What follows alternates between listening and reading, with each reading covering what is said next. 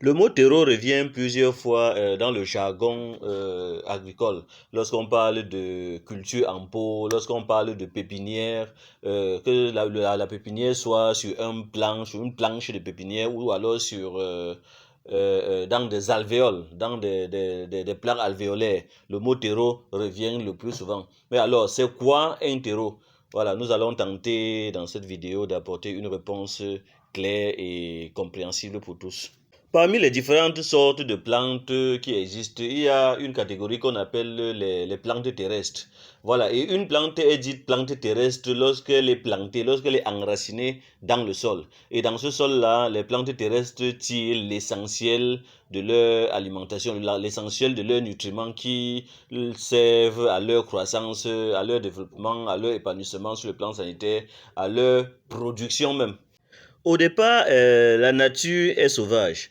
Puis l'homme vient détruire le couvert végétal pour construire des routes, des maisons, des stades, bref, toutes les infrastructures de développement que vous connaissez.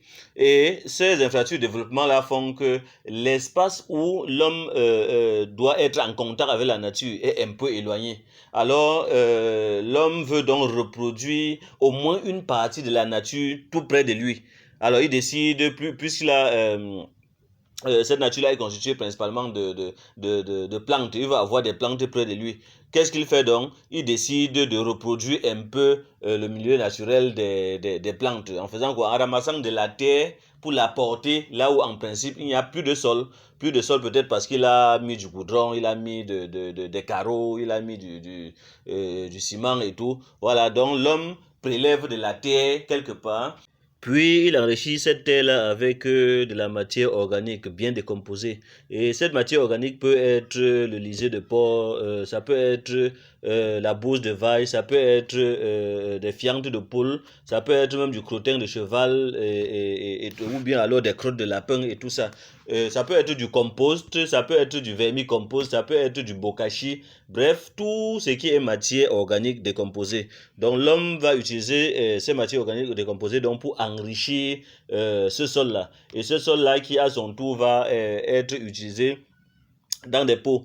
Donc l'on va mettre ce sol-là dans des pots pour y faire pousser des plantes. Voilà, ça peut être tout simplement des fleurs, ça peut encore être des plantes vivrières ou bien alors des plantes maraîchères. Bref, tout ce qui peut être planté en pot.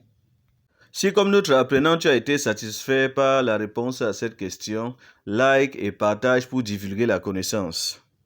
Puis abonne-toi pour ne rien rater de tout ce que nous partageons ici. Minute question-réponse, c'est tout pour aujourd'hui.